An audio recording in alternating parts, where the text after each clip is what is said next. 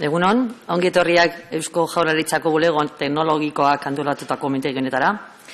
Lehenik eta behin gure esker ona adierazi nahi dizuet zuei, mintegiari eman dio zuen erantzun anagatik, islariei, zuen lankidetza desinteresatuagatik eta informatika eta telekomunikazioko zuzendaritzako lankidei, mintegia antolatzeko hartutako lanagatik, zuen laguntzari gabe, ez bailitzateke posible izango, horrelako interes handia sortzen dituzten jardunaldiak antolatzea. Es un hecho evidente que la protección de datos es una materia de por sí relevante, habiéndonos transformado de unos seres inconscientes en el tratamiento de datos, pasando a convertirnos en individuos recelosos de entregar cualquier información fuera de nuestros círculos más cercanos y controlables de convivencia. El uso habitual de las nuevas tecnologías ha precipitado un entramado complejo en el que nuestros datos habitan permanentemente entre el secreto y la difusión, teniendo como denominador común el uso de los formatos electrónicos. En el otro lado, nuestro sector público es un gran consumidor de este tipo de datos, viéndose implicado en su tratamiento y, aunque lo realiza con gran cautela, vivimos momentos de duda en torno a los límites legales de sus usos, surgiendo interrogantes que no tienen una respuesta sencilla. Kuestio hauei erantzuna emateko, jardunaldi hauek antolatzeko ideia sortu zen. Datuen babeserako, Europatik etortzeko dagoen araudiaren garrantzia erakutsi nahi baikenizuen, gure inguruan eztabaida sortu zedin. Gardentasunari buruzko araudiak, datuen babesari buruzkoak eta administrazio elektronikoari buruzko araudiak bat egiten duten une hauetan. Desde hace varias legislaturas, el Gobierno vasco viene trabajando en la implantación de la administración electrónica en transparencia y en la gestión documental electrónica, materias todas ellas en las que confluye la información y el soporte electrónico, obligándonos a esforzarnos en su realización, respetando el cumplimiento de la normativa de protección de datos, tanto en su regulación estatal como en la especialidad del ámbito vasco. Debe considerarse que si hay algo relativamente fácil de entregar, pero costoso de tratar y custodiar, esos son los datos personales. Pero en la dinámica social las expectativas de las personas cambian, evolucionan, yendo por sendas más protectoras con la información. Durante estos últimos 25 años nos hemos vuelto más conscientes de nuestros derechos, de la importancia de la información y de la facilidad que ofrecen los medios electrónicos para vulnerarlos. Esta toma de conciencia sobre nuestro derecho a la privacidad ha provocado una normativa europea cada vez más garantista y, en contrapartida, más laboriosa, compleja y completa para gestionar por una administración que trata de cumplir sus objetivos ofreciendo el mejor servicio.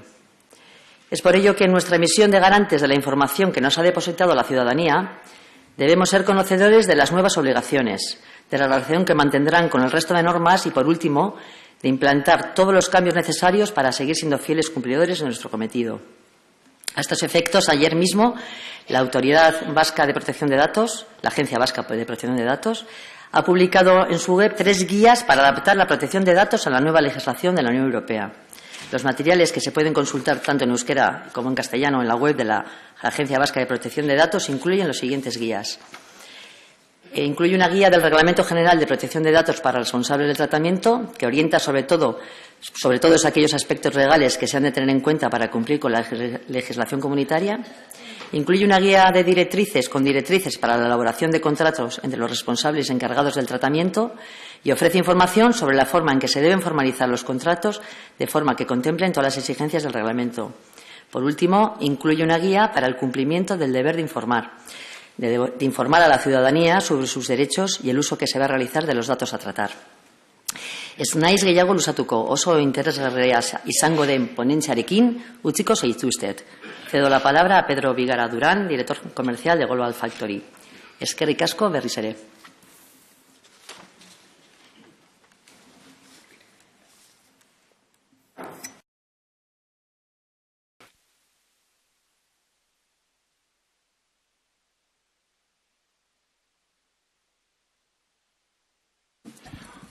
Hola, buenos días.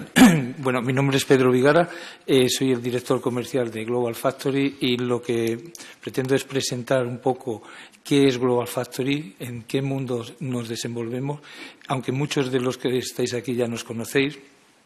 En realidad, Global Factory es una sociedad, una consultora orientada a todos los temas jurídicos en relación con las tecnologías. Esa es, digamos, nuestra nuestra presentación. Nacemos en el año 2000 y ya desde ese momento empezamos a trabajar en el Gobierno vasco y en diferentes organismos, etcétera, en relación con la incipiente LPD, colaborando con todos los otros para implantar los diferentes documentos de seguridad y dar soporte de asesoría en este momento, en esta situación, ¿no? Por tanto, los servicios de Global Factory son de consultoría, asesoría, auditoría, formación, puesto que todo esto, digamos, paradigma, inicialmente protección de datos y, como veremos en el transcurso del tiempo, nuevas obligaciones centradas o concentradas en lo que podríamos llamar e-administración. Como digo, ya desde el principio hubo que desarrollar productos de formación tanto presencial como formación online para dar cumplida respuesta a lo que es la divulgación de todos estos paradigmas y formar en las obligaciones al personal que tenía en ese momento relación con el ciudadano. Por tanto, desde ese principio momento, a través del IVAP, desarrollamos productos de formación, que es más de uno, tanto el producto como la tutorización y el soporte, digamos, de estos cursos.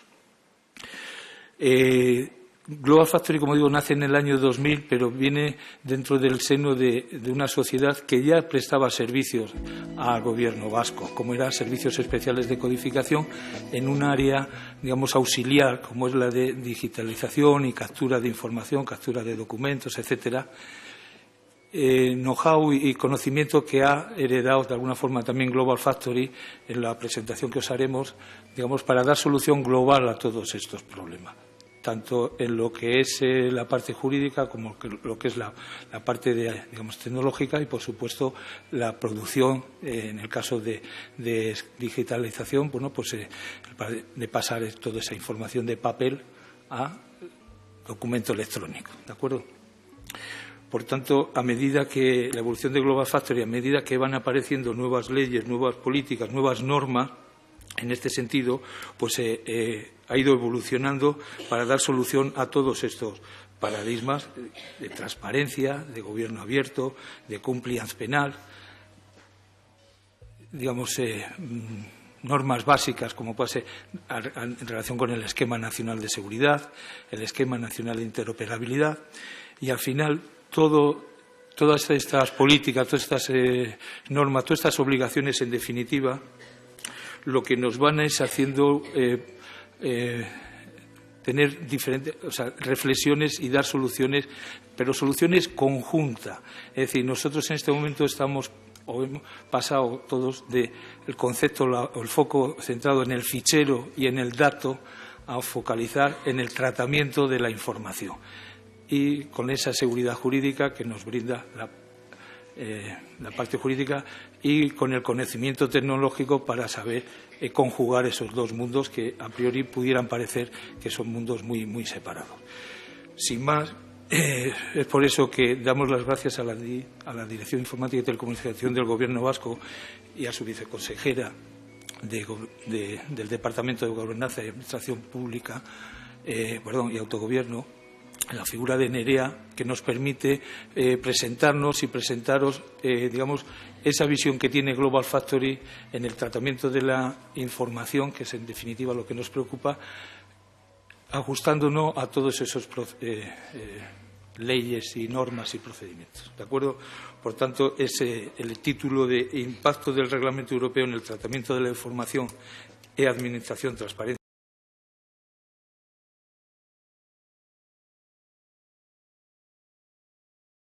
Desgranar en todas esas figuras, tanto jurídica como tecnológica, y Jesús Soler, que es el director jurídico de Global Factory, nos va, digamos, a introducir con diferentes reflexiones en este seminario. ¿De acuerdo? Pues muchas gracias nuevamente por vuestra asistencia y por el interés que habéis mostrado, que entiendo que por la afluencia de público es bastante. Y sin más, pues cedo la palabra a Jesús Soler. Una simple cuestión de logística. Hemos preparado luego un café para el final de la sesión para ofreceros y que podáis, bueno, comentar lo que hayáis escuchado aquí, por si queréis ampliar información, etcétera. Que sepáis que al final, pues eso, os ofreceremos un café aquí mismo en la sala esta. Muchas gracias a todos por asistir. Buenos días. Es un evento, yo creo que de gran interés, no tanto por lo que vamos a contar aquí, sino que lo que subyace es que vosotros tenéis interés en que os cuenten cosas sobre la nueva legislación. La verdad que hay que tener ganas para que te cuenten cosas legislativas, pero aplaudo vuestro interés en la materia. ¿De qué voy a hablar? Bueno, voy a utilizar el reglamento europeo, que realmente es el que tiene tracción, como una excusa para hablar de algo que realmente está detrás del reglamento y que es todo el sistema normativo que tenemos.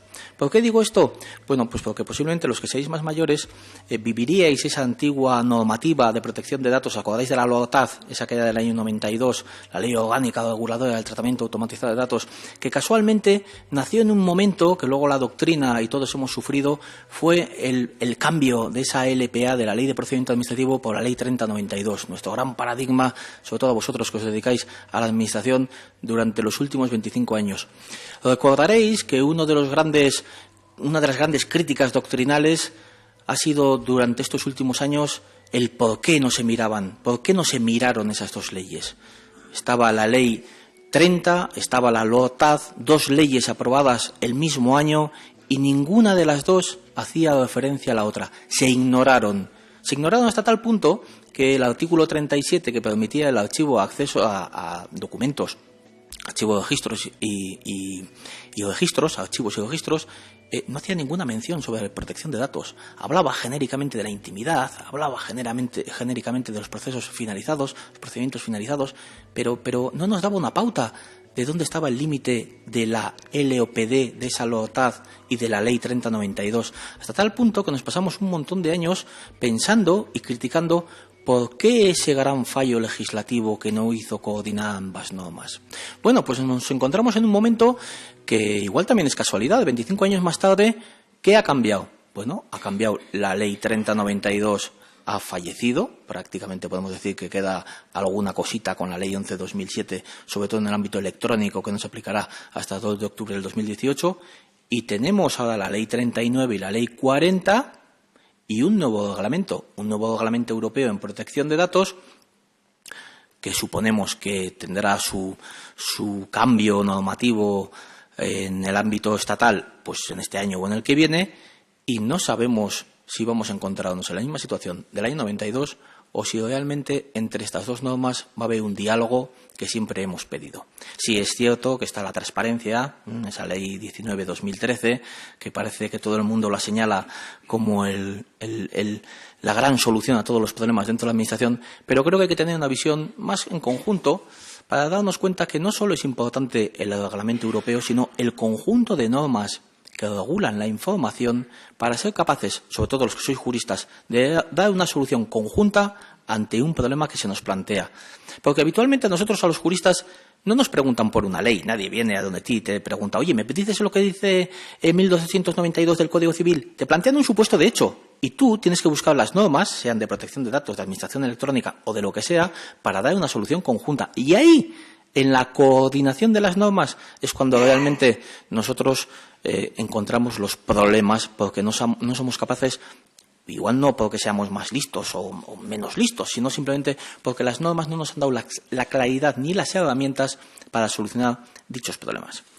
Como primera reflexión, y para debatir con vosotros, yo me planteo qué es lo que va a proteger el nuevo reglamento y qué es lo que protegemos nosotros.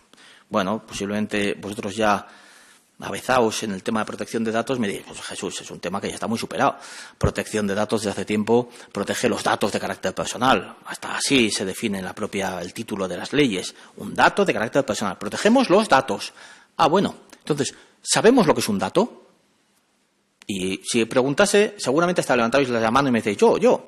Un dato lo define la ley, lo define prácticamente igual el reglamento, también el reglamento europeo, es cualquier información concerniente a una persona física identificable. Entonces, sabemos que hay una equiparación entre el dato y la información. ¿Estamos de acuerdo? Dato es igual a información. Es decir, vosotros tenéis que proteger datos e informaciones. Pero si hago el siguiente paso y digo, bueno, ¿y qué es la información? La información son las bases de datos, la información son las aplicaciones. ¿Vosotros qué es lo que protegéis exactamente? Bueno, entonces los juristas empezaréis a buscar normativa y dirías, bueno, pues la verdad que las leyes no se han molestado muy mucho en definir lo que es la información. Si empezamos un poquito para atrás, pues igual vemos la ley del mercado de valores, que nos habla sobre la información privilegiada, y casualmente nos dice que la información privilegiada empieza que es toda información. Mala solución, mala técnica legislativa, pero es lo que hay. Información es igual a información. Y si vamos avanzando y buscamos un poquito más, en otro gran paradigma sobre la información ha sido, por ejemplo, la ley de los derechos del medio ambiente. Y os acordáis, ¿qué es información medioambiental? Toda información. Bien, entonces información, ya sabemos que es información. Entonces datos igual a información, información es igual a información. Si seguimos jugando en la materia, los que estéis en un ámbito un poquito más procesal, y sobre todo desde un punto de vista constitucional, si fuésemos ya a las normas superiores, nos daríamos cuenta que la información nunca ha sido un problema jurídico. Lo que ha sido importante es el derecho subjetivo a la información o de la información. Es decir, que tengamos el derecho o tengamos la obligación, unos de acceder y otros de negarse a entregar informaciones. ¿Qué es la información en concreto? Pues no lo sé, pero el derecho siempre ha buscado igual, pues por esa deriva que venía del régimen anterior, que no teníamos ese derecho a la información, a proteger ese derecho subjetivo desde el punto de vista periodístico, de la libertad de expresión, de información. Pero nos quedamos en ese limbo. Tenemos que avanzar, y tiene una solución, tenemos que avanzar hasta la ley. Sí. Es que no estoy en la diapositiva, menos mal que tengo aquí a José Luis. Yo si no hablo y me escapo solo. Tenemos que llegar hasta la Ley 19/2013, que antes comentaba, la Ley de Transparencia, que si no me equivoco en el artículo 13, igual luego es en el 14, nos define que la información pública es aquel contenido o documento. Ya sabemos algo más. Esto ya se nos cuadra, que sí. Información parece que es el contenido. A nosotros el archivo, la archivística, patrimonio cultural, nos importa. Parece que siempre poco a los administrativistas. Bueno, eso ya está archivo, que ya guardará. Entonces, ya nos da una pista. Dato es igual a información es igual a información, pero información puede ser igual a contenido o documento. Nos quedamos más tranquilos. Pero ¿realmente la equiparación información-documento nos soluciona el problema? ¿Vosotros solo protegéis los documentos? ¿Vosotros solo tenéis documentos? Bueno, vosotros tenéis muchas cosas. Tenéis muchos papeles. Y seguramente en vuestras mesas las tendréis como la mía, llena de papeles. Pero luego están los archivos. Pero encontramos un pequeño problema. Que ahora, con esto de la e-administración, en el que todo es electrónico, si bien antes en la Ley 30/92 no venía a definirnos claramente que era un documento, ahora sí nos definen que es un documento electrónico. Y empezamos a tener un problema. Si el dato es igual a información, la información es igual a información y la información puede ser un documento, nos encontramos que el artículo 26 de la Ley 39/2015, uy, ya me he ido, 2015, pues sí, voy a decir al final hasta las trampas, no, esto, ahí está.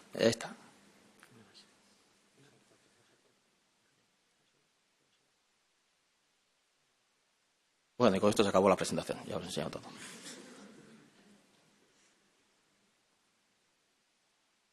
Bueno.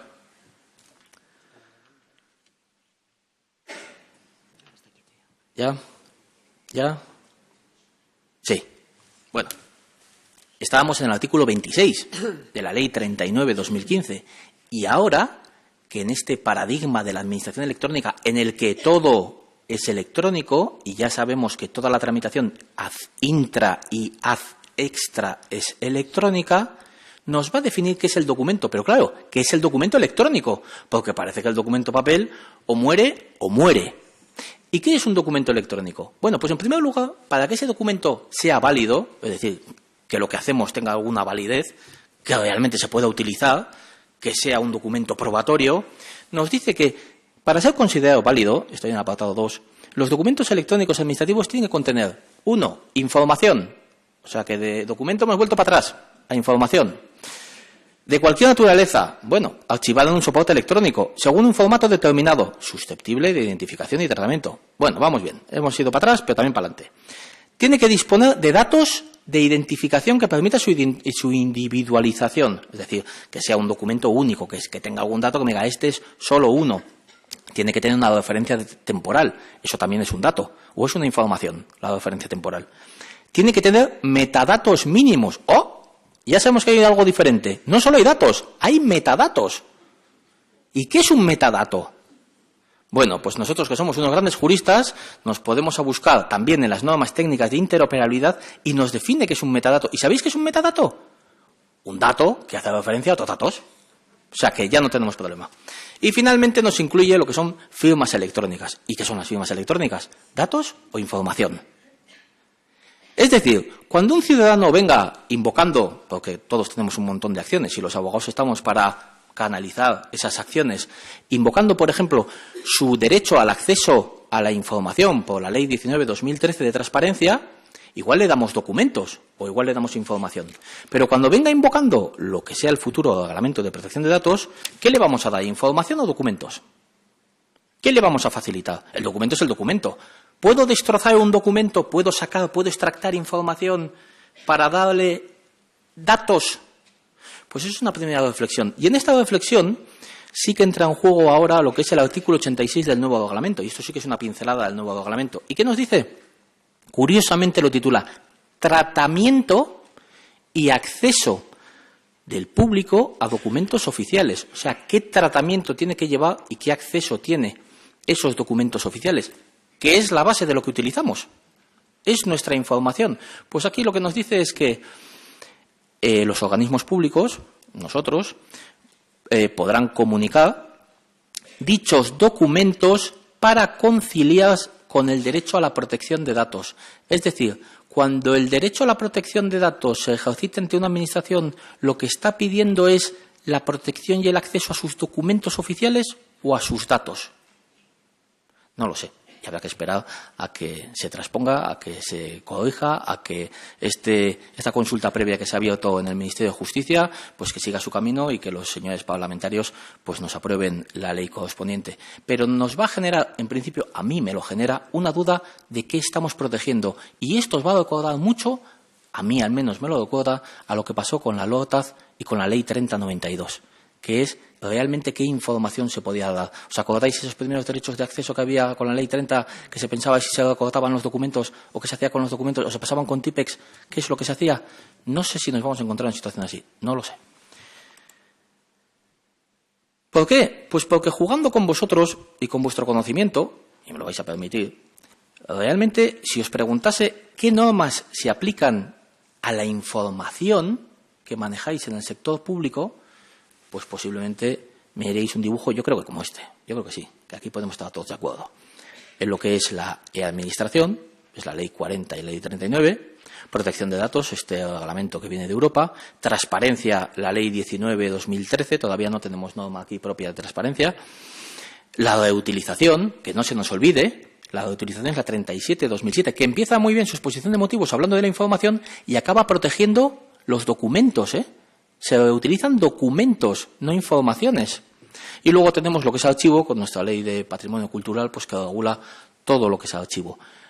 ¿Todos protegen lo mismo? No. Archivo protege los documentos, reutilización los documentos, transparencia habla de información que puede ser o contenido de documento, protección de datos supongo que solo datos o no, y luego la administración que protege los documentos. ¿Y en esto aquí se acaba la normativa que se nos aplica? No. Si, como decía, que antes me ha recordado Nerea, el profesor Dival, que no digan que no hay derecho, pero si hay derecho hay mucho. Hay mucho derecho. Bueno, pues aquí en nuestro ámbito vasco, en la administración electrónica, tenemos el decreto 21/2012 de administración electrónica. Vigente no, adaptable no. Bueno, eso ya es una reflexión que hay que hacer. Pero luego en normas tenemos muchísimas. El Real Decreto, el del Esquema Nacional de Seguridad, ahí lo tenemos. ¿Qué es el que protege? Bueno, vamos a decir que información.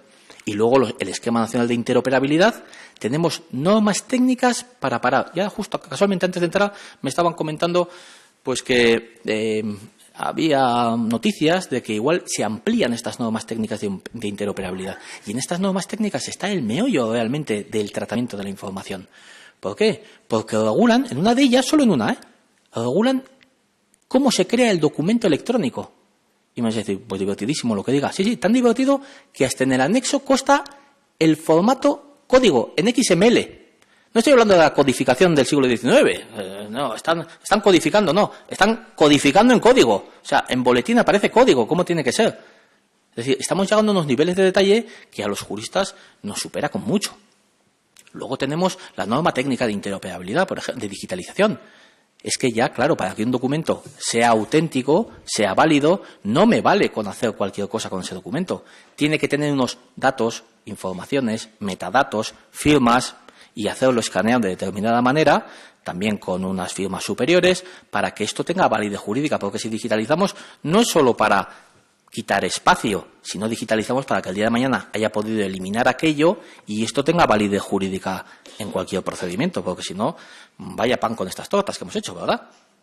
Entonces, esto también nos genera analizar desde el punto de vista de la digitalización, o del e-expediente, o de las políticas de firma, o del protocolo de intermediación. Mira, este sí que nos habla de datos o de documentos. Este sí que mantiene la ambivalencia. Y es muy curioso en las plataformas y el juego de roles que hace.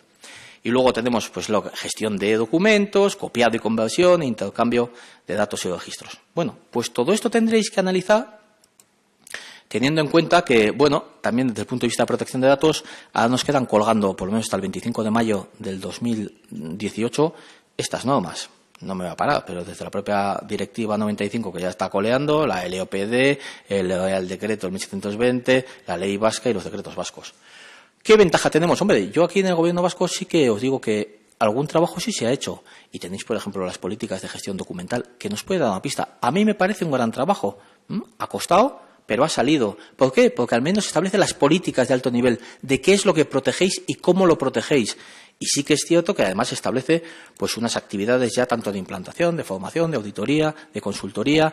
Es decir, ya os marca unas pistas. No tenéis que estar tan despistados. Tenéis una norma más o menos horizontal que se desarrollará, que tendrá otras vidas, más detalle, sí. Pero tenéis algo. No os despistéis, sobre todo los juristas, porque aquí hay normas que nos va a decir qué es lo que protegemos y cómo lo protegemos. ¿Y aquí se acabaron las normas? Pues no. Ya siento deciros que no. Simplemente no me cabían en la diapositiva. En la parte de arriba he puesto las que he puesto en la diapositiva anterior y en la parte de abajo, pues, ¿vosotros manejáis datos, por ejemplo, de propiedad intelectual, industrial, patentes y marcas? No, yo no. ¿Y en los concursos? Bueno, alguno, pero poquito. Es decir, si yo te pido información o que te pido datos de ese expediente, ¿me los das o no? Bueno, pues si no le molesta, igual le llamo a la empresa. Bueno, pues llámale, a ver qué te dice. A ver si su propiedad intelectual, industrial, que eso por dónde viene, pues ya lo sabéis, en la ley de contratos del sector público. Y hay que andar con mucho cuidado porque la definición que hace es ninguna. Es confidencial lo que tú digas que es confidencial. Es así de maravilloso. Entonces, os vais a encontrar en un terreno de nadie en la información que es inmenso. En la publicidad institucional, algunos os habéis dado cuenta que existe una ley aquí del Parlamento Vasco de publicidad institucional. Si ahora publicamos en las redes sociales la administración, es porque sí tenemos un paraguas. Esa ley de publicidad institucional que me dice cómo tienen que ser esos programas de publicidad. Si mucha gente se pone a publicar en Twitter, ¿qué publica en Twitter? ¿Información? ¿O solo pone hola, hola, hola, hola, para no vulnerar ninguno de los derechos? Algo dice en Twitter, ¿no? Y en Facebook. ¿Y esa información de quién es? ¿Y cómo se gestiona? ¿Y es pública la que publicamos o no es pública la que publicamos? Bueno, pues ahí tenéis otro campo también de trabajo para darle una vuelta. Y la wifi y las telecomunicaciones. Eso sería el canuto. ¿Por dónde va? ¿Hay alguna legislación sobre redes de telecomunicaciones? No. Solo una. La del 2014. Y ya nos dice que para la administración el tema de wifi nos ata las manos. Todo el mundo tiene que acceder aquí y distribuir a toda la ciudadanía el acceso a redes rápidas, pero en cambio la administración, si quiere crear una red abierta, se lo prohíbe. ¿Por qué? Por la Comisión Nacional del Mercado y la Competencia. Entonces, no nos dejan más que a la administración poner redes de esas de 256K en espacios completamente alejados y que tenemos que hacer un expediente para determinar que no hay ninguna operadora que le hacemos la competencia desleal. Y en la canalización, pues también está la ley de telecomunicaciones. Y también nos marca unas pautas sobre cómo tiene que gestionarse esa información y esa canalización. No lo olvidemos, por muy tostón que sea, que lo es. Y después uno de nuestros mantras, la ley del honor, intimidad, imagen, que ya le hemos dejado delegada, como esa ya, protección de datos la superó. ¡Ay! ¿Os acordaréis alguno de vosotros que hace 2 semanas el Supremo nos sorprendió con la sentencia de Facebook, verdad? ¿Os acordaréis que hace 2 semanas, lo fresco, salió una noticia muy llamativa, por ahí tengo la sentencia, que un periódico de, creo que de Zamora, había pues informado sobre un hecho conflictivo allí en la provincia de Zamora y pues para darle más contundencia a la noticia, había ido al perfil público de Facebook de un delito que se había cometido y una de las personas, el presunto delincuente, habían cogido su foto y lo habían insertado en un periódico. Eso está dentro del derecho a la información, el derecho de la información, la libertad de expresión. ¿Eso dónde está? ¿Eso está permitido o no? ¿Está dentro de los datos manifiestamente públicos que habla el nuevo reglamento, los cuales no tienen protección? ¿Es notoriamente público? Bueno, pues que sepáis que el Supremo ha dicho que por la ley del honor y la imagen no se puede coger la imagen de Facebook y ponerla en un medio de comunicación. Y creo que la indemnización, yo creo que andaba por 30.000 euros, no me acuerdo exactamente. Es decir, no se puede. ¿Es por protección de datos? No, y posiblemente por protección de datos no tendrías ningún problema, pero tienes otra ley que no puedes obviarla. Y finalmente en Internet, bueno, pues vosotros también tenéis vuestro propio decreto de presencia en Internet del año 2005, que yo creo que ha sido un decreto que ha sido estado utilizado por otras administraciones, y lo que es la ley 34/2002, que se os va a aplicar, bueno, pues residualmente en aquellas actividades que no se aplica la ley 39, con un problemilla, que ahora si os acordáis, la ley 40 habla de lo que es el portal de Internet, que antes no mencionaba, y el portal de Internet parece que está ahora dentro de la ley 40, no sé si es el artículo 38 o 39, y curiosamente tenemos la ley de la sociedad de la información, que el Ministerio nos dijo que es aplicable a la Administración siempre y cuando llevemos a cabo, por ejemplo, una venta de libros. Si nosotros vendiésemos libros por Internet con un precio público, que no sea una tasa, eso estaría dentro de la ley de la sociedad de la información. Es decir, ¿y todo esto en qué se resume? En que a vosotros, sobre todo los juristas, porque entiendo que esto a los informáticos no os llega, cada vez que os preguntan qué hago con una información, con un dato o con un documento, tenéis que hacer lo que se llama el test del cumplimiento o el test del daño, pasarlo por todas estas normas y vosotros tenéis que decidir si esa información se guarda, se conserva, se publica o no se publica. Y con la dualidad que parece, para mí, que es como lo del gato, o sea, acordáis de la paradoja del gato de Schrödinger, que puede estar vivo o puede estar muerto al mismo tiempo, depende del momento al final si abres la caja o la cierras. Pues le pasa algo parecido. La información no sabes si es publicable o no es publicable. Lo sabes en el momento que abres la caja. Porque, ¿qué pasa, por ejemplo, con la información que se publican datos personales de los representantes de la Administración? Pues que por la ley de transparencia esos datos son publicables. ¿Pero son reutilizables? No, porque para eso está protección de datos. Entonces, lo publico pero no lo utilizo. ¿Sí? Pasa lo mismo, algo parecido como con la sentencia que os he dicho. Es publicable pero no es reutilizable. ¿Por qué? Pues porque tenéis que analizar conforme a todas las normas toda la información, datos y documentos que utilizáis. Bueno, estos eran los juegos y reflexiones y me estoy pasando mucho de mi tiempo. Y antes de irme, pues hacer unos aspectos relevantes del reglamento, pues para que vayáis algo con alguna noción. Y doy por supuesto que sabéis todos de qué va la materia de protección de datos y solo voy a hacer mención a aquellos aspectos pues que a mí me han parecido pues comentables, por decir así. Lo que es un dato personal sigue siendo un dato personal. Lo que es el fichero sigue un fichero, aunque ahora ha perdido relevancia. Lo que es tratamiento, pues ahora es lo que es el protagonista. Sí que, para mí, por ejemplo, ha cogido a la relevancia algo que es la pseudonimización. No soy capaz ni de decirlo bien. Que es una información que no es atribuible, pero es potencialmente asociable. Pues bueno, pues es lo que, desde mi punto de vista, antiguamente la ley, por ejemplo, de bioética o de ensayos médicos establecía que era la anonimización. Es decir, en vez de poner Jesús Soler, pues pones JSL o algo menos, JAL o un código, 1, 2, 3. Es decir, para ti no es nada y para mí, si lo manejo yo, pues sí que es algo. Pero para mí ese no es el problema. El problema es, ha desaparecido el término disociación. Para mí eso es lo problemático. Y ayer mismo estuve mirando a la noche, mientras estaba pasando, estuve mirando en boletín, hay más de 170 normas que basan el tratamiento de los documentos en la disociación. Ahora la disociación no está contemplada en el reglamento. ¿Qué voy a hacer con el resto de normas? Por ejemplo, transparencia, una de sus bases es la disociación. Puedo publicar si está disociado. Ahora no está contemplado. ¿Seguiremos utilizándolo como buena doctrina? ¿O habrá que cambiar todas las normas? O ahora cuando salga la nueva ley dirá, donde ponga disociación habrá que entenderse. Bueno, pues ahí tenemos un problemilla. Yo solo voy a hablar de problemas, o sea que tampoco os voy a sorprender. Respecto a los principios, ahora hay un principio curioso, el de transparencia. Claro, la transparencia para nosotros nunca había estado en protección de datos. Aparece algo porque la transparencia es un principio que nos viene de la Ley 19/2013. Es algo completamente distinto. Bueno, pues ahora que sepáis que en transparencia, en protección de datos no solo hay que tratar los datos lícitos, lealmente, sino también transparentes. Bueno, pues lo dejo a vuestro criterio. ¿Qué más? Bueno, pues cambian un poquito los principios, pero sigue siendo lo mismo. Y en este tengo que parar, en el de la seguridad. Ya sé que aquí hay muchos técnicos, pero yo en el principio de seguridad a mí me ha dolido, personalmente. ¿Por qué? Pues porque en el principio de la seguridad, ahora se llama principio de integridad y confidencialidad, nos dice que la seguridad tiene que ser demostrada. Y claro, a mí esto me genera un problema. Nosotros sabemos que hasta ahora en protección de datos teníamos... Pues bueno, un debate. Si leíais más que nada la doctrina que había en la Agencia Española de Protección de Datos, lo que habitualmente te pedían para el cumplimiento de la seguridad era que cumplieses las medidas establecidas en el Real Decreto del 1720 del 2007.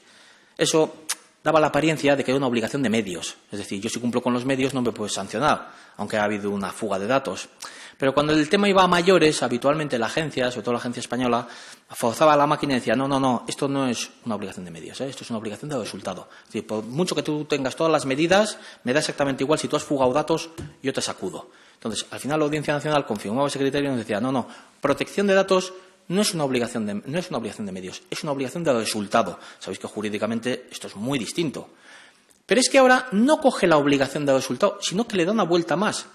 No nos dice cuáles son la lista de medidas,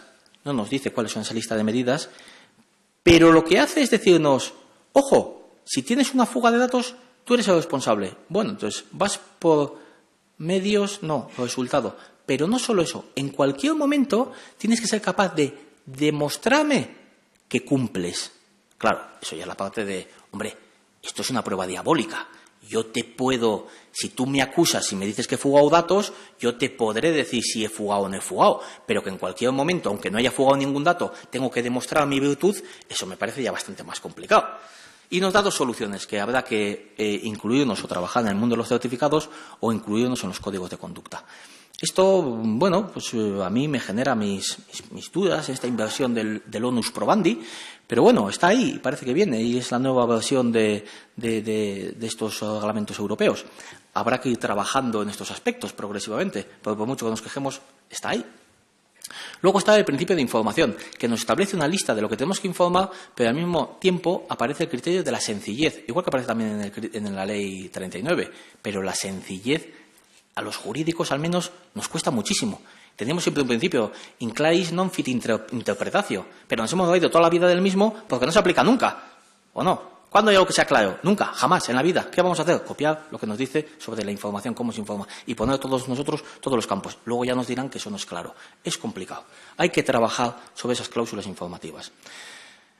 En el principio del consentimiento, ya el tácito queda en entredicho. ¿Por qué? Porque nos pide que el consentimiento tiene que ser una acción afirmativa. Y sí que me genera dudas con, esa acción afirmativa con la Ley 39, el artículo 28.1, que nos dice en tema de interoperabilidad que el consentimiento se presume.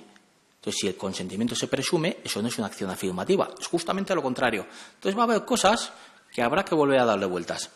En cuanto a los derechos de los interesados, los plazos cambian un poquito, sobre todo utilizan ahora un concepto que es hay que responder al derecho de los interesados sin dilación indebida. ¿Qué es la dilación indebida? ¿Tengo que dejar todo y tengo que ponerme a contestar? Bueno, no te pongas así. Hay también unos plazos de un mes máximo, luego es prorrogable. Sí, bueno, eso es el derecho de acceso. Pero luego en los otros derechos, como rectificación, cancelación y supresión, bueno, rectificación, supresión, pues ahí nos habla de esa dilación indebida. En cuanto al derecho al olvido, que parecía que iba a ser lo más, pues no te voy a decir que ha caído a lo menos, pero se ha quedado en el intermedio. Nos dicen que vayamos a la doctrina establecida en la jurisprudencia europea del año 2014, del tema Google, y que poco más van a aportar. Y luego se generan nuevos derechos, como la limitación al tratamiento. Bueno, a mí ese sí me parece interesante, que es como una especie de stand-by, de bloqueo, de situación de datos en el que tú casualmente en ese momento ibas a cancelar los datos, pero digo, no los canceles, manténlos un poquito porque tengo por ahí unos procedimientos abiertos y me hace falta que los mantengas. Bueno, pues hasta ahora, si cancelábamos un dato, nunca pasaba nada. Si alguien venía y hemos cancelado el dato, ¿pasa algo? No me puedes sancionar. Ahora me dejas en una obligación de mantenimiento en stand-by. Ya veremos cómo se encaja en el trabajo que tenemos que hacer. Y finalmente, en cuanto al registro del tratamiento, desaparecen los registros. Bueno, ahí le veo a Pedro Alberto, te debo señalar, ya sabes tú que, bueno, pues desaparece el registro. Yo creo que esto, el tema de ficheros, aunque vayamos al tratamiento, no creo que tampoco desvirtúa excesivamente el juego de fichero y tratamiento. Y es obligatorio para determinados supuestos, siempre que sea pues más de 250, que haya más de 250 empleados, o que haya tratamientos especialmente protegidos o de infracciones, y ahí hay esos riesgos. ¿Es un registro público este registro de tratamientos? Yo creo que no. Yo creo que no va a tener la naturaleza de registro público, es decir, que no va a ser accesible por todo el mundo, porque sabemos que un registro público nos hace falta el amparo de una ley para que tenga esas características. Entiendo que será un registro privado, o sea, privado no, un registro interno. Pero ya veremos cómo se transpone, cómo se redacta, cómo se expresa en la legislación española. Respecto al encargado de tratamiento, bueno, pues aparte de los modelos que podéis utilizar y utilizar en la Agencia Vasca de Protección de Datos, pues sí es cierto que se incrementan los controles, pero también es cierto que se incrementan los campos. Y claro, en los contratos, si son importantes, es porque lo que decimos luego hay que cumplirlo. ¿Y en qué es importante? En que tenemos que hablar de la duración, de la naturaleza del contrato, que sabéis que a nosotros a los jurídicos nos cuesta determinar la naturaleza de un contrato, de las categorías de interesados. Y bueno, pues eso va a suponer modificar los contratos en la estructura que tienen ahora para ampliarlos, para hacerles incorporar mayor cantidad de datos. Y después, y con esto termino, porque ya sé que me he pasado, pero totalmente, algo que a mí me subleva. A mí, ya sé que a la gente de seguridad esto le parece lo más coherente, pero lo que es la comunicación de violación de seguridad al interesado y la notificación de violación de seguridad a la autoridad, que viene a ser algo así, como que si me ocurre algo, como que si tengo un problema en seguridad, tengo que utilizar, como era en el derecho canónico, el acudir al confesor y contarle mis problemas, tengo que ir ante la autoridad de control y notificarle a la autoridad de control que he tenido un problema. O sea, yo como letrado sería lo último que le recomendaría a un cliente, pero ahora está puesto por ley. ¿Sí? Y no sé si me va a absolver o me va a sacudir. Es como si yo vengo de Bilbao, de la autopista, voy a 140 km por hora, paro en el primer peaje y digo, oiga, Guardia Civil, sí, oiga, ¿me puede sancionar? Es que he ido a 140, yo siento que he sido malo. Entonces, no está en mi ADN jurídico. Pero no solo eso, sino que se lo tengo que notificar también a todos los interesados. ¿Eso me evita que va a haber luego una responsabilidad patrimonial de la administración? No lo sé. Ahí nadie dice nada. Entonces, son dos supuestos que habrá que trabajar, analizar sosegadamente para ver la consecuencia jurídica que tiene esto, porque sí que estos planteamientos no son los habituales que nosotros utilizamos. El tema de evaluación y protección, el delegado de protección de datos, el DPO, lo comentará mi compañero. Y lo único, así como curiosidad, pues saber que el régimen sancionador, pues que se amplía lo que son las capacidades de las autoridades de control, pues que tienen un montón de advertir, apercibir, ordenar, limitar tratamientos, retirar o eliminar certificaciones y, en último lugar, pues tienen la capacidad también de imponer multas que pueden ascender cantidades astronómicas a 10 millones de euros o al 2% del volumen financiero, o 20 millones de euros o el 4% del volumen financiero. Y aquí sí que ya no hay distinción entre la empresa pública y la empresa privada. Esto ha quedado así. Yo creo que a alguien se le ha ido la mano, se le ha ido los números, pero bueno, así ha quedado. Y en todo caso, que lo importante es el plazo. Esto empieza a funcionar el 25, o sea, cuando termine el 25 de mayo del 2018. hasta ahora, hasta ese 25 de mayo del 2018, tenemos que cumplir toda la legislación que tenemos la actual, es la vigente, aunque se está muriendo, está agonizando, es la vigente, y a partir del día siguiente hay que tenerlo todo preparado para que vaya funcionando ya con la nueva legislación. Bueno, es decir, ya con esto termino y disculpadme porque me he emocionado conmigo mismo y he hablado más de la cuenta. Se mantienen los criterios básicos, es decir, lo que sabéis en protección de datos, nadie tiene que coger quién era el jurista alemán que decía que el legislador es el único que tiene la capacidad de convertir bibliotecas en polvo. ¿Por qué? Porque cambio la ley y toda la legislación y toda la doctrina no vale para nada. Creo que lo que sabéis sigue teniendo vigencia. Pero sí es cierto que se incrementan las obligaciones y se incrementan las interrelaciones, que es lo que más me preocupa con el resto de normas. Porque nosotros los juristas no podemos resolver un problema obcecados en una norma. Mirando solo a protección de datos no resolvemos nuestro problema. Nosotros tenemos que tener una visión integral, ver todas las normas que afectan a un problema, no sea que estemos haciendo una vía de agua y hundamos al final del barco.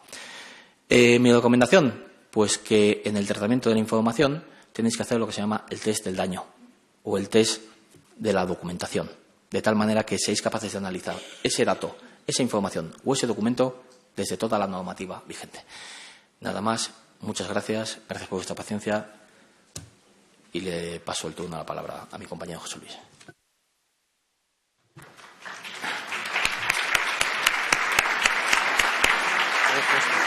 Vale. Ok, esta es para avanzar. Vale, muy bien. Pues bueno, buenos días a todos y a todas. Vamos a continuar con la ponencia desarrollando el capítulo relacionado con el delegado de protección de datos, como ha introducido Jesús anteriormente. Bueno, como vemos, esta legislación que acaba de enunciarnos rápidamente nuestro compañero Jesús es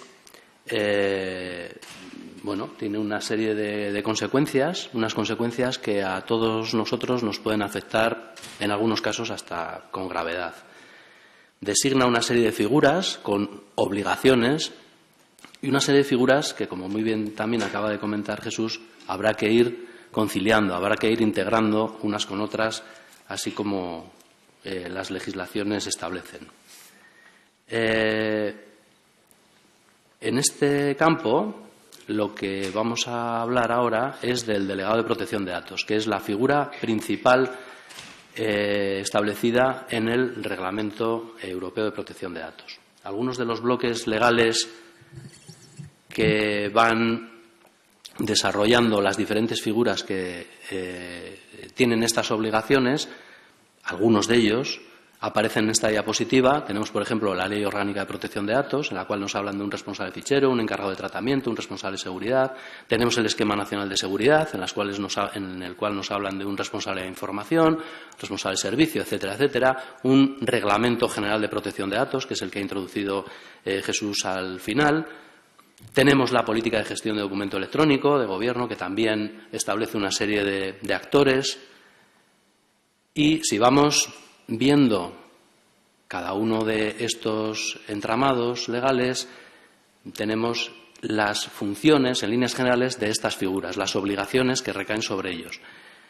En cuanto a lo que se establece en la Ley Orgánica de Protección de Datos, es sobradamente conocido de todos nosotros, no vamos a entrar en más detalles. Tenemos un responsable de fichero, que es quien decide sobre los usos y finalidades del tratamiento de estos datos, un encargado de tratamiento, que es una tercera figura, organización, que por cuenta de ese responsable puede tratar los datos en el desarrollo de un determinado servicio, y un responsable de seguridad que se va a encargar de coordinar todas estas medidas de seguridad, las medidas de seguridad para proteger la información.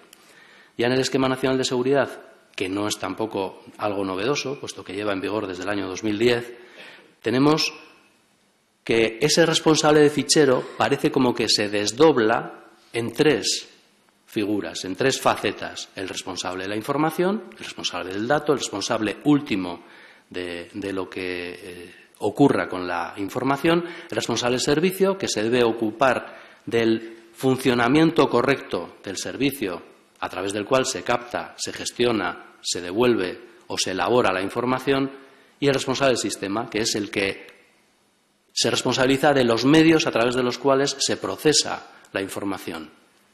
Y además, el responsable de seguridad, que será el que se ocupe de velar porque los requisitos de seguridad de todo ese proceso, de todo ese servicio, de toda esa información, pues estén correctamente diseñados y correctamente implementados, con cierto paralelismo con el responsable de seguridad previsto en la Ley Orgánica, en el desarrollo reglamentario de la Ley Orgánica de Protección de Datos.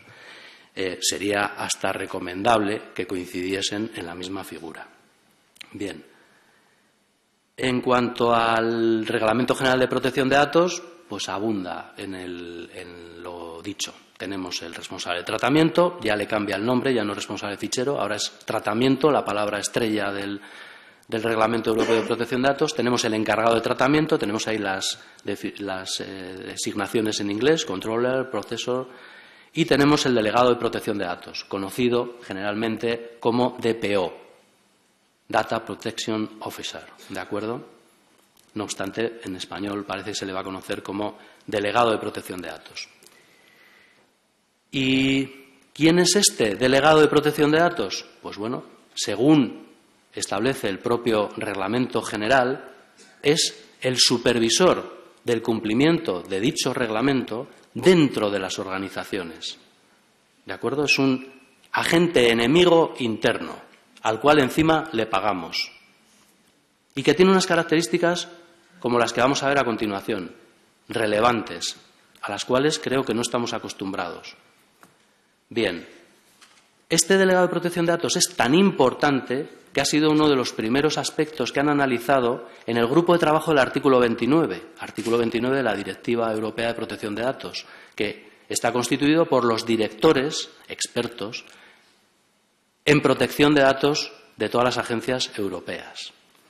Y a través de un dictamen, a través de unas buenas prácticas que han emitido en diciembre del año pasado, pues definen las características, interpretan las atribuciones que debe tener este delegado de protección de datos, o DPO. Entre esas buenas prácticas llegan a recomendar, esta que aparece ahí abajo, que aunque una empresa no esté obligada a tener un delegado de protección de datos, le recomiendan que lo tenga, porque el cumplimiento de protección de datos lo va a tener que llevar adelante. Y la agencia de control, la autoridad de control, necesita un elemento con el cual comunicarse, y ese podrá ser el delegado de protección de datos. Bueno, hasta ese nivel llegan a recomendar, cosa que no estamos acostumbrados. Si a nosotros legalmente no nos exigen tener algo, lo habitual es que no lo tengamos. Bien, no obstante, lo que sí tenemos muy claro es que en las administraciones públicas, en todas, ha de haber un delegado de protección de datos. Y aquí el Gobierno tendrá que tomar la pauta que le corresponda y adoptar la decisión más adecuada. Un delegado de protección de datos para todo el Gobierno, un delegado de protección de datos para cada departamento, un delegado de protección de datos para todo el entramado institucional, cada organismo autónomo, cada EPDP con su delegado de protección de datos. Bueno, habrá que ir viendo porque, lógicamente, estamos esperando a ver qué pasos va dando el Gobierno, incluso no sé si la agencia va a dar alguna recomendación, puesto que esta es la piedra angular del desarrollo de todo lo que tenga que ver con protección de datos. Lo vamos a ver a continuación. En las empresas privadas no todas están obligadas a tener delegado de protección de datos, pero sí lo están si hacen, como se dice ahí en la diapositiva, un seguimiento de las personas a gran escala o un tratamiento de datos especiales, especialmente protegidos, salud, orientación sexual, sindical, etcétera, etcétera, a gran escala. Ejemplos: videovigilancia, perfiles de uso de Internet, publicidad basada en comportamiento, programas de fidelización, operación de una red de telecomunicaciones, geolocalización, seguimiento de parámetros de salud con dispositivos portátiles, Internet de las cosas, entramados interconectados a través de Internet, electrodomésticos o lo que fuera, automóviles, etcétera. Bueno, en todos estos casos, las empresas privadas van a necesitar designar a este delegado de protección de datos. ¿Y qué aspecto tiene el delegado de protección de datos?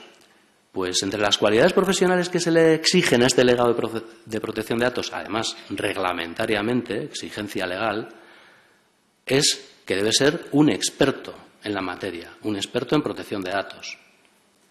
No hace falta que sea letrado, pero sí que debe conocer la protección de datos y además debe tener una experiencia práctica. La función más importante, como hemos adelantado antes, es la supervisión del cumplimiento de la protección de datos, pero no es la única.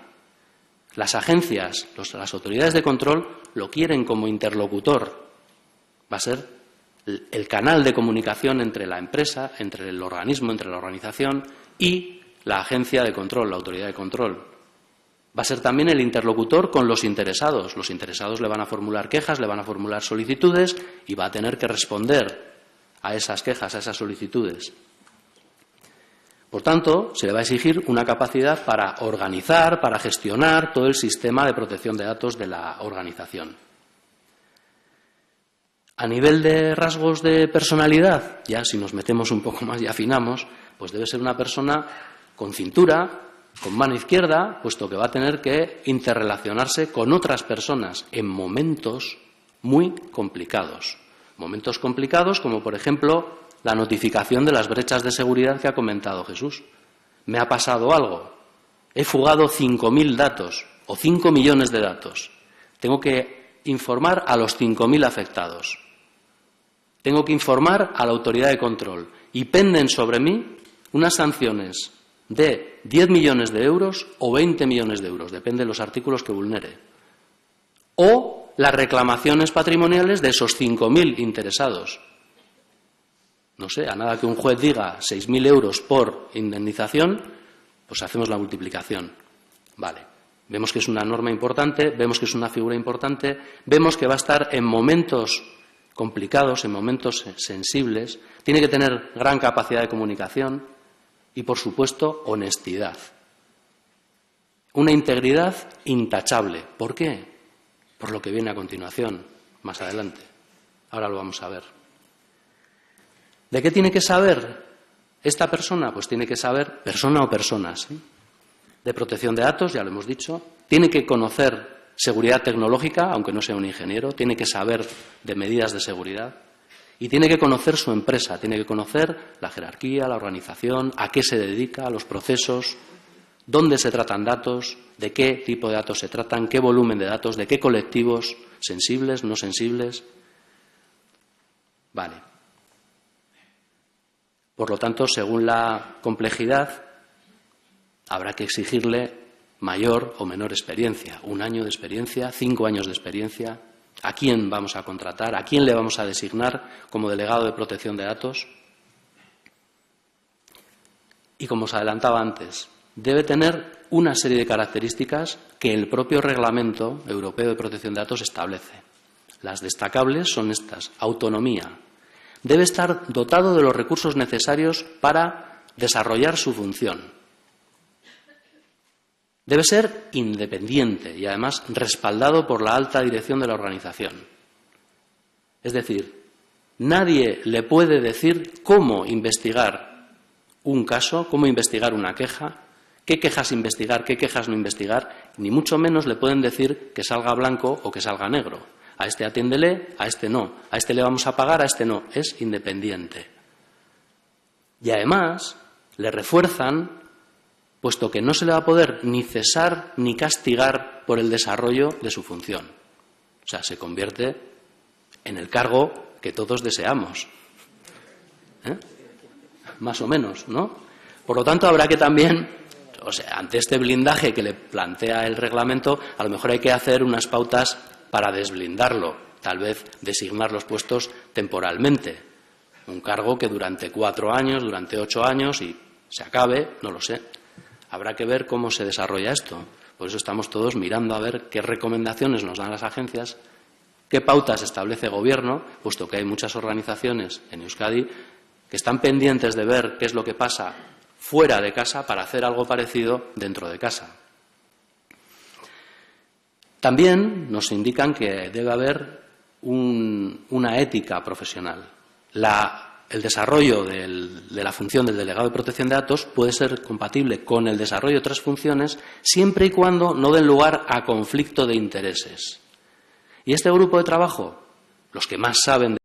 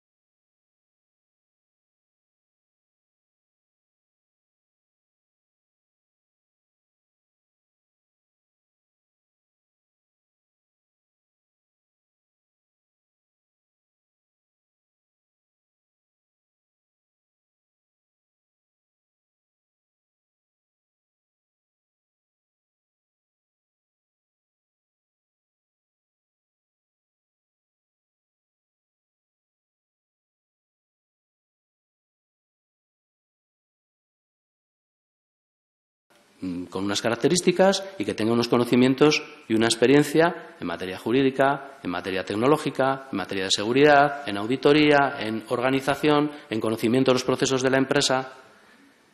Por tanto, yo lo que sí recomendaría, es una recomendación, es que se trate de un equipo multidisciplinar, incluso de un equipo multiparte, un equipo que esté formado por personal de la propia entidad, conocedor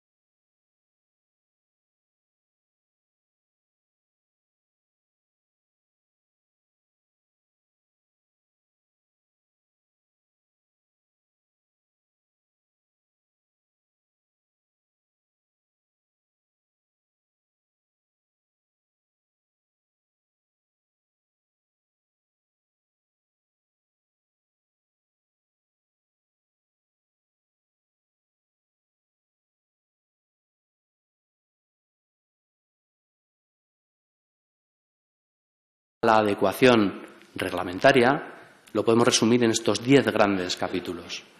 Designación del delegado de protección de datos, revisión de las cláusulas de información y consentimiento, revisión de las cláusulas con los encargados de tratamiento, registro de tratamientos, si bien no parece necesario la notificación a un registro en las agencias, en las autoridades de control, sí que va a haber que mantenerlo internamente, puesto que las autoridades de control nos lo van a exigir. Evaluaciones de impacto en protección de datos, una especie de análisis de riesgos a la hora de evaluar los tratamientos que vamos a poner en marcha o los tratamientos de datos que se están realizando. Consulta previa a la autoridad de control en función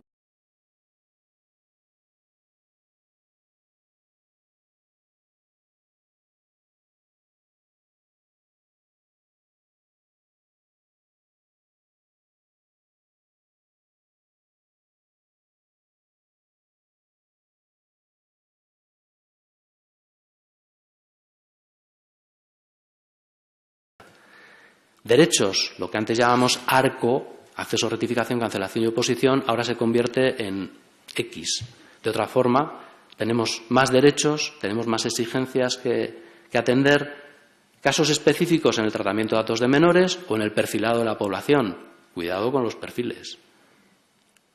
La toma de decisiones sobre esos perfiles. Notificación de brechas y, finalmente, dos tendencias, buenas prácticas hasta ahora a nivel mundial, que ahora se convierten en exigencia reglamentaria. Protección de datos por defecto, protección de datos por diseño. Todo esto está contemplado en el reglamento, está desarrollado en el reglamento, ¿de acuerdo? En futuras ocasiones, pues tal vez podamos ir desarrollando cada uno de estos capítulos porque tiene extensión, ¿de acuerdo? Y sin más, esto es lo que os queríamos trasladar en este apartado.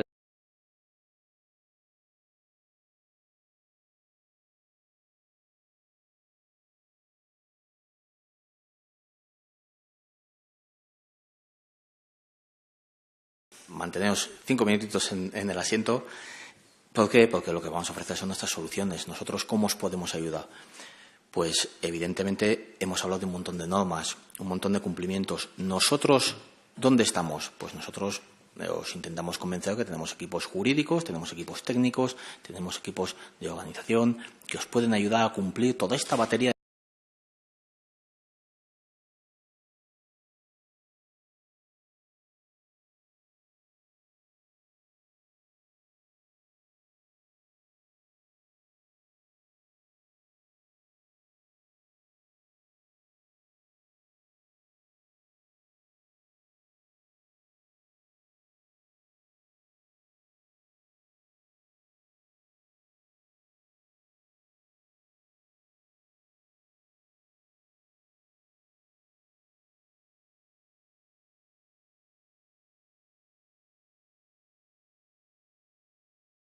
repite en términos de auditoría, de supervisión, que la supervisión no sé muy bien quién la va a hacer, si van a ser los departamentos o será archivo, no lo sé.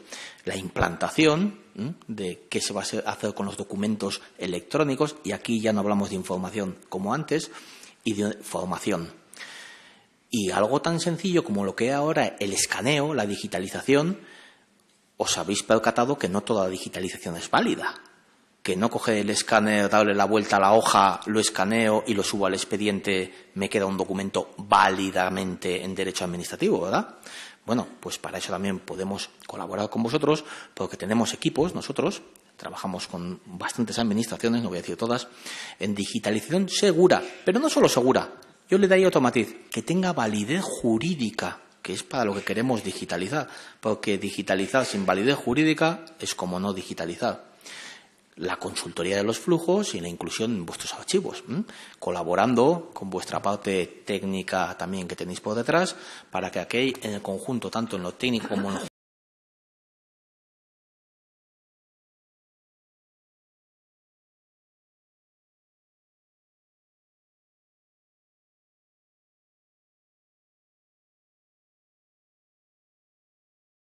lo de lado.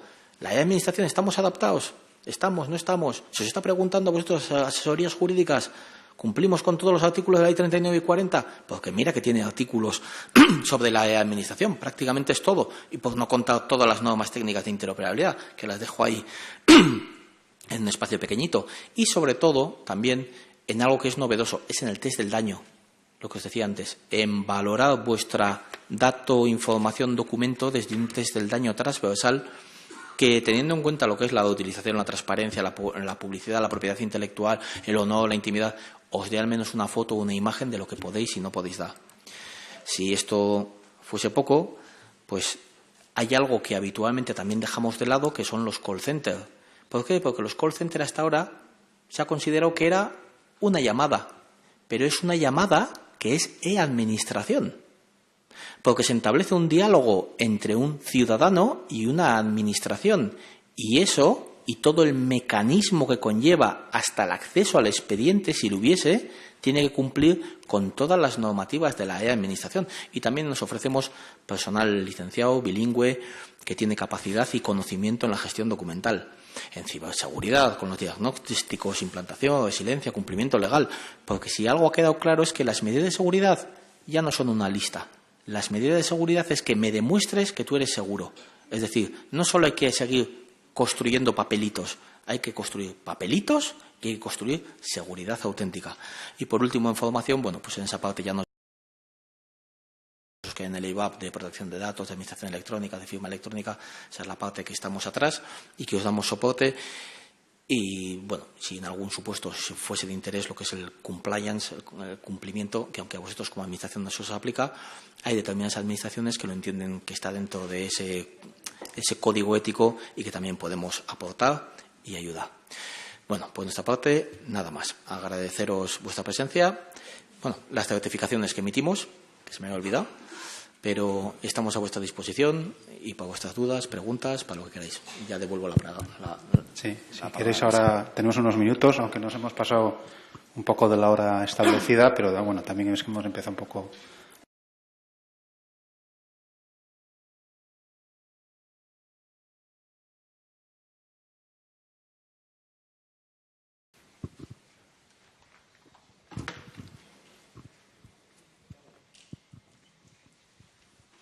Juanjo.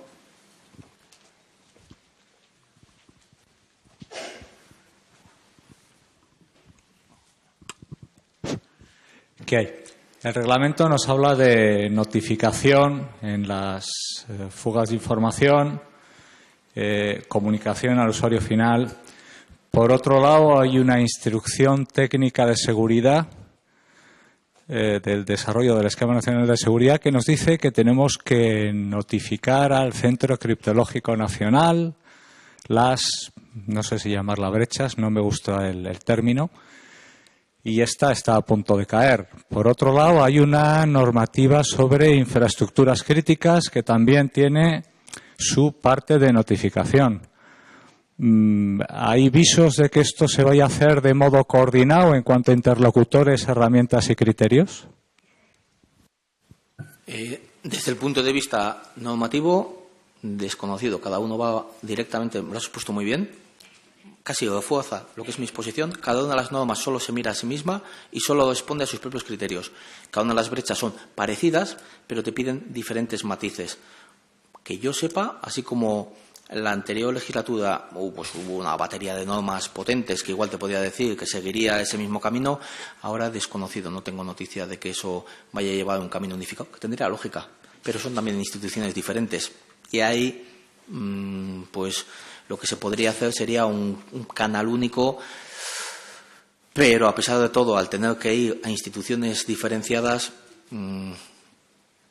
va a ser complicado que solo uno se haga como la voz de todos los demás. Pero sí, es un tema interesante y que me refuerza este planteamiento de que muchas normas, muchas obligaciones, todas parecidas, todas diferentes. Gracias, Juanjo. Lo que, si me permites, abundando un poco en el tema, es de tal trascendencia la comunicación de las brechas de seguridad que tendrá que estar supervisada por la más alta autoridad de la organización y tomar decisiones, incluso, yo diría que hasta políticas. ¿Qué se dice, qué no se dice, a quién se dice, cuándo se dice, cómo se dice? Porque todos sabemos que hasta Google o Facebook han confesado, y bancos mundiales han confesado, brechas de seguridad de pérdida de 20.000 códigos o 20.000 contraseñas o 2 millones de contraseñas. Claro, lo que han hecho ha sido comunicarlas, no sé, 10 años más tarde de cuando les habían ocurrido. No vaya a ser que cunda el pánico y todo el mundo se baje de ese autobús. Entonces, este tema de las comunicaciones de brechas es algo trascendente, muy, muy importante, y que habrá que establecer un método, habrá que establecer unos perfiles, habrá que establecer unas figuras para controlarlo, para canalizarlo y para tomar decisiones, fundamentalmente.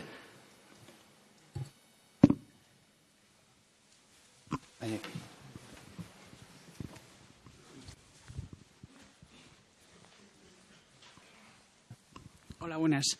Bueno, primero, muchas gracias por el baño de información que nos habéis dado. Y sí me gustaría haceros una pregunta. Habéis hablado de experiencia, incluso de aportar servicios a la hora de externalizar la digitalización de documentos, pero con valor jurídico. ¿Qué experiencia? ¿No se me ve? ¿Qué experiencia tenéis en esto? Bueno, pues nuestra experiencia a nivel clientes. Nosotros somos vizcaínos, con la administración vizcaína, Diputación, no te voy a decir que el referente, pero somos una empresa que llevamos a cabo gran parte de la digitalización que se lleva en otras administraciones. Nuestra experiencia es que ahora, con la vía que se nos ha abierto, que antes estaba medio cerrada, de la digitalización con el sello o el funcionario, la firma del funcionario habilitado, que todavía no está ahí muy bien cerrado, pues el sello de órgano nos da una apertura que hasta ahora no teníamos, y es el que estamos utilizando para darle validez jurídica a los documentos, que es el mayor de los escollos que nos estamos encontrando. Claro. Vale. No sé si respondo. Sí, es que creo que nosotros tenemos un problema en principio, y es poder garantizar las copias auténticas cuando eso no nos lo hacía un funcionario, evidentemente. Ni tampoco estábamos optando por dar el sello interno de nivel medio que estamos usando en nuestras copias auténticas a una empresa proveedora. Entonces, ahí, vamos a decir, ese proceso de externalización de fondos estaba un poco parado, totalmente parado. Quizá, además, en nuestra política de gestión de documentos electrónicos no habíamos conseguido encontrar precisamente una forma de dar salida a esa necesidad, que yo creo que puede ser, además, un hecho real en muchos de los departamentos. De hecho, nosotros solo estábamos utilizando quizá vamos a decir, un escenario de funcionamiento para obtener copias auténticas, pero en el goteo uno a uno, en las entradas del registro, en la tramitación electrónica y, evidentemente, siempre avalado por un funcionario, que es el que está tramitando el expediente. Esa otra parte se nos estaba quedando un poco como sin capacidad de darle una solución. Pero si habláis de la posibilidad de un sello de órgano, ¿que quién aportaría?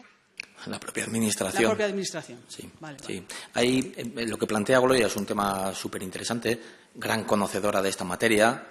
Sabéis que Gloria es la que lleva el proyecto Dokushi, todo hay que decirlo. Bueno, una de las patas es la de Marichu. Y aunque es un tema que, desde el punto de vista de Susenia no os generaría ningún problema porque tenéis las máquinas, tenéis todos los servicios perfectamente establecidos para que cuando viene el ciudadano en tiempo real digitalicéis y devolvéis, cumplís perfectamente todo lo que es la normativa respecto a la digitalización. Hay un punto en que las nuevas leyes, la 39 y 40, es una disposición adicional de la ley 39, no me acuerdo el número, que establece que los fondos documentales tienen que obligatoriamente digitalizarse, y luego tiene una coma, eso sí, salvo imposibilidad. Entonces, evidentemente, toda esa información que tienes en tu back office, atrás, que no se ve, no está el funcionario directamente digitalizando en ese tráfico directo que tú me das y yo te devuelvo. Y claro, ahí lo que genera es, ¿y cómo lo digitalizo? Hay dos maneras. O nosotros nos desplazamos a lo que es la propia organización, que tampoco es problema, llevamos las máquinas y digitalizamos allí, con lo cual vosotros estáis viendo la presencia, todo el flujo y todo el camino, o directamente trabajamos con sello de órganos y cierta confianza, que al final es estructurar unas cláusulas jurídicas para que haya esa confianza de que nosotros trabajamos con ese sello de órgano. Pero sí, es el problema que ha habido hasta no hace mucho. Gracias, Gloria. Muchas gracias. ¿Una cuestión más? No sé si quieres cerrar. Bueno, como ya nos hemos pasado un poquitín de la hora, agradeceros la asistencia, mi Esker, Tocharagatik, y bueno, suponemos que tenemos ahí preparado un café para el que se quiera quedar un ratito, pues puede comentar con los compañeros o con los ponentes o con quien quiera. Gracias.